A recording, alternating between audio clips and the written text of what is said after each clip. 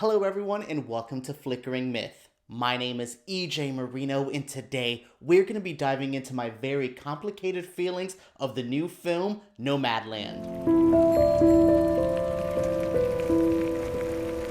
Oh, Nomadland, what a complicated movie for me to review. There is one side of me that thinks this is a beautiful film that has some stellar cinematography, some of the best visuals of the year, and a Frances McDormand performance that I think is out of this world. Her character, Fern, is so good. I mean, she brings this character to life. She feels like Fern. It doesn't feel like Frances McDormand playing a role. This just feels like we're watching Fern's character explore this world. But then one side of me sees the Amazon product placement in this movie distributed by Disney, and there's a disconnect for me. There is such a message about how horrible capitalism is, what consumerism has done. These people who are nomads, some by choice of just I'm gonna live this life, some forced into this because of places like Amazon who don't hire them year round, who places like Disney that they have employees who are homeless. You know, the ones that work at the theme parks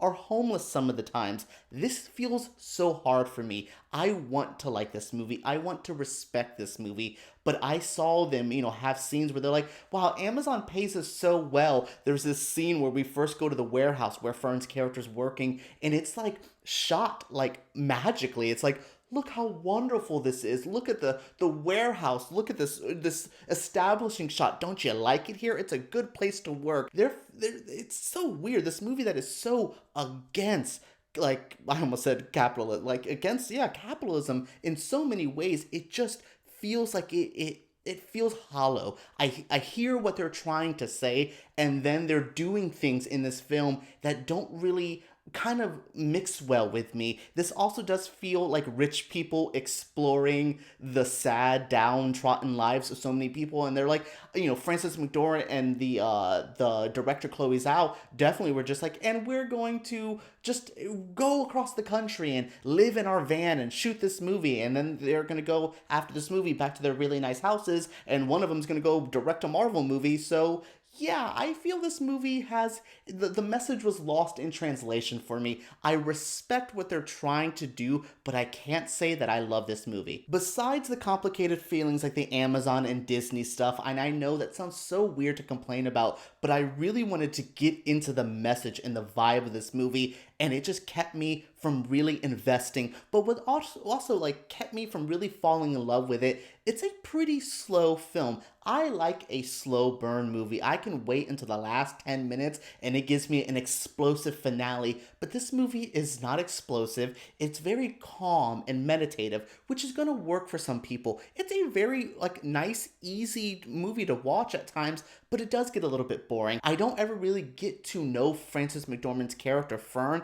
I don't really get to know her that much. I get to know her in this moment, but her backstory, her motives, what really brought her here, and what made her want to figure out and explore this nomad life, that's not really in the film. Maybe I missed it during one of the quiet scenes where absolutely nothing's happening, and maybe they explained it there, but I just wasn't really connecting. Now, when we get to some of the stories of people who are actually nomads, I think Swanky, her name is, oh my god, Swanky was so good. Same thing with Linda, same thing with Bill, the person who's running this reservation where a lot of them stay. They had personal stories to tell. I like that vibe. If this was a documentary made by Frances McDormand and director Chloe Zhao, I think that would have been even better. I would have got a more honest depiction of these stories, but I just couldn't connect when I see this Oscar-winning woman just talk about being a nomad, and then I'm like, yeah, but I don't know, it's weird. Yes, she's an actor, she's playing a character, and I'm not taking that away from her, and I know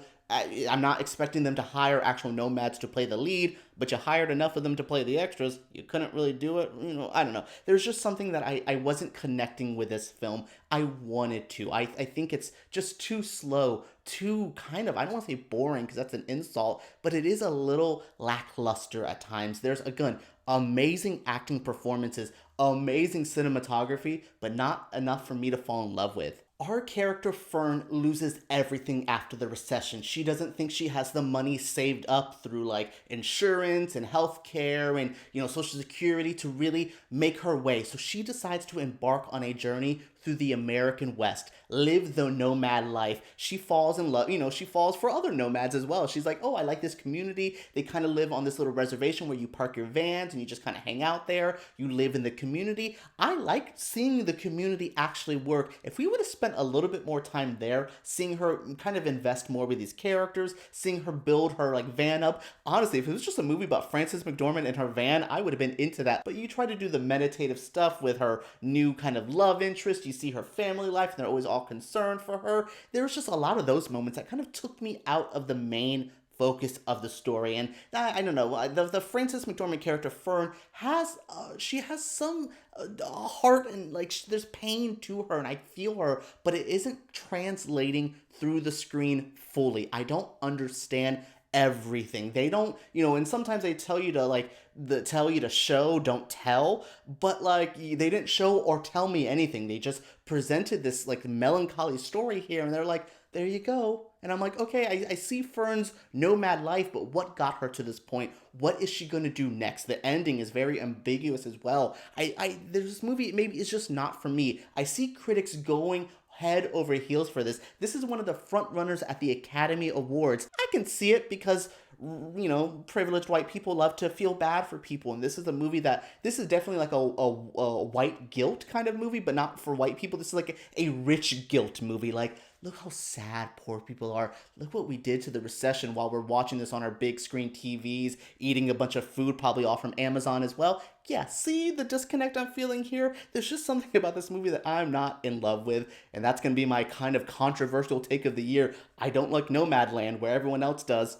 What's new? Alright guys, that was it for my review of this film. I don't know what to say anymore. I tried to go into this being like, I'm going to be nice to this movie, because I try to be nice all the time, but no, I don't think I like this movie. I think there is some stuff that really takes me out of this experience and doesn't allow me to get fully invested. But what do you guys think? If you've seen the trailer, what do you guys feel? If you've happened to see this movie already, let me know what you think down in the comments below. Subscribe to Flickering Myth because we make videos like this every single week. And hey, give us a thumbs up if you did enjoy this video. All right, everyone, let's talk about this crazy Nomadland movie down below.